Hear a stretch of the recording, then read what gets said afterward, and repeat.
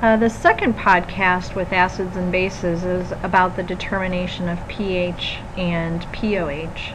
Now both of these are dependent upon the fact that water self-ionizes. So on the screen there you see two water molecules, those water molecules then in the middle coming together, and they actually exchange a hydrogen. So you end up with H3O plus and OH minus as the two products. Now if that was in a solution of just water with no acid or base in there, the H3O plus and the OH minus would be equal to each other, and they would both be equal to 1 times 10 to the negative 7th molarity.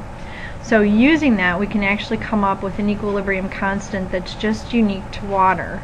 And this constant is, of course, measured at 25 degrees Celsius, and it is the product of the H3O plus concentration and the OH minus concentration.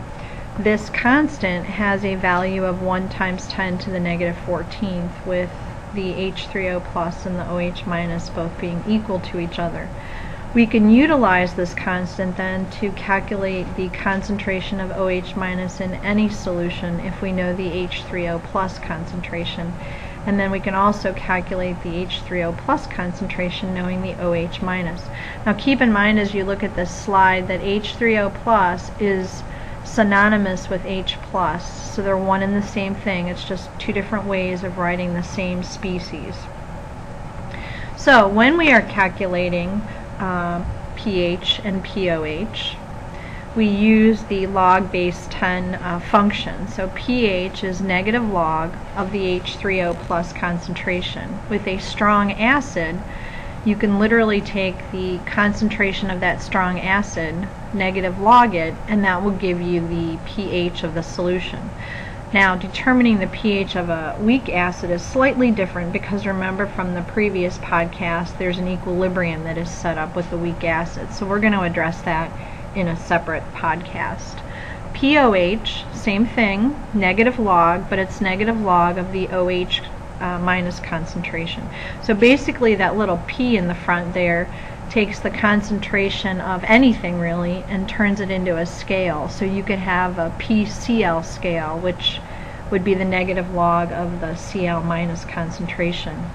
Now because of that Kw that we saw on the previous slide, we can determine the relationship between pH and pOH, and if you add the two of them together you get 14. So if you know the one, you can calculate the other simply by subtracting from 14.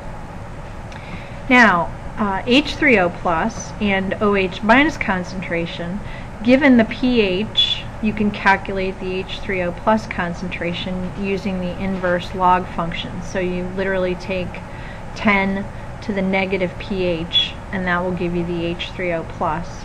And then the same sort of calculation with OH, 10 to the negative pOH will give you the OH minus concentration. Now this slide is supposed to kind of sum up all of the different calculations going from one to the other. So if you're having difficulty going from H plus concentration to OH minus, you follow the arrow there at the top and you use the 1 times 10 to the negative 14th as being the product of the two.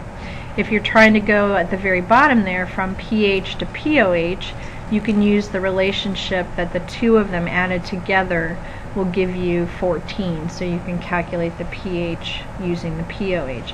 So this slide is a real good summary of all the different calculations between the H plus, the OH minus, the pH, and the pOH. Now the pH scale is actually created to simplify the idea of acidity and basicity. So we could just look at molarity and determine how acidic or basic something is, but the pH scale is supposed to simplify that.